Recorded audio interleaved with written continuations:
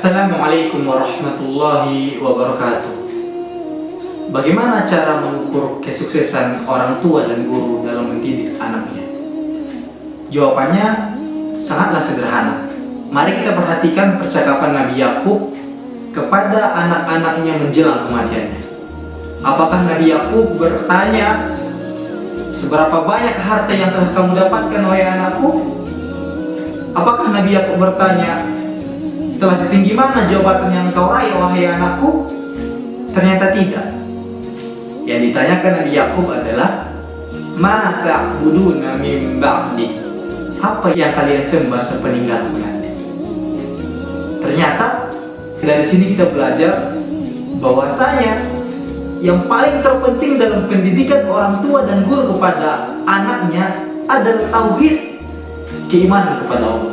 Dan ini adalah warisan terbesar. Jika warisan terbesar ini bisa diwariskan, maka sukseslah orang tua dan guru tersebut. Begitu pula jika kita mempelajari bagaimana kisah Umar bin Abdul Aziz. Umar bin Abdul Aziz ini adalah khalifah yang luar biasa fantastis, karena dalam waktu 29 bulan beliau mampu menyulap negeri yang miskin, baik itu secara moral, baik itu secara finansial, menjadi negeri yang berperadaban madani, sejahtera. Bahkan di zaman beliau, orang kaya atau seluruh masyarakat bingung untuk menyedekahkan hartanya atau infaknya kemana, karena semua tidak ada yang miskin, semua tidak ada yang jadi pengemis. Apa yang disampaikan Umar bin Abdul Aziz di ujung hidupnya kepada asistennya? Yang disampaikan Umar bin Abdul Aziz adalah, "Saya mewariskan ketakwaan kepada anak-anak saya." Padahal bisa saja Umar bin Abdul Aziz memberikan kepemimpinannya kepada anaknya atau memberikan hartanya kepada anaknya, tapi itu tidak beliau lakukan. Yang beliau lakukan adalah mewariskan ketakwaan. Mendengar jawaban atau pernyataan oleh Umar bin Abdul Aziz itu, asistennya ataupun pembantunya bertanya atau terperangah, kok bisa seorang khalifah mengatakan seperti itu?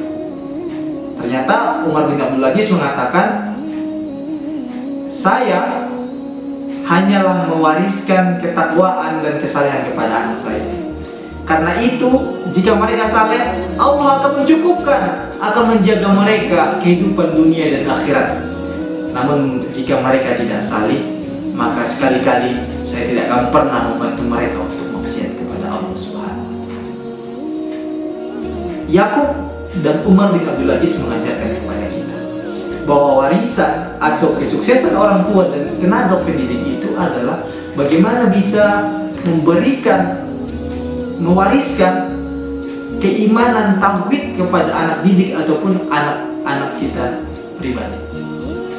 Karena memang kita nggak usah khawatir, nggak usah cemas ketika kita tidak mewariskan kepada mereka harta, ketika kita tidak mewariskan kepada mereka pangkat, jabatan, dan segala perhiasan-perhiasan dunia. Tidak usah khawatir, karena dengan kesalehan itu, karena dengan ketakwaan itu, akan Allah jamin kehidupan anak-anak kita.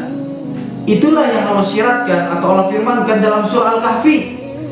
Ketika kita sama-sama mengetahui bagaimana Nabi Khidir membangun rumah kepada anak yatim, seketika Nabi Musa bertanya, "Kenapa kamu membangun rumah kepada kedua anak ini atau kepada anak yatim ini?" Jawaban Nabi Khidir apa? Jawabannya adalah, "Abuhuma sholihah." Ayahnya dahulu ketika masa hidupnya adalah orang saleh. Maka sebenarnya kesalihan itu adalah jaminan Allah untuk menyelamatkan generasi-generasi kita. Jadi pertanyaannya sekarang ini, sudah seberapa pantas kita atau sudah seberapa banyak kita mewariskan kesalihan, ketakwaan kepada anak-anak kita? Jangan sampai anak yang kita kandung, anak yang kita lahirkan, anak yang kita besarkan dan kita nafkahkan, ternyata bukan anak kita.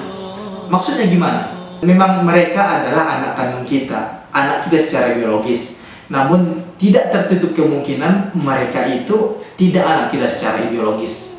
Mereka mempunyai orang-orang tua selain kita, orang tua ideologisnya.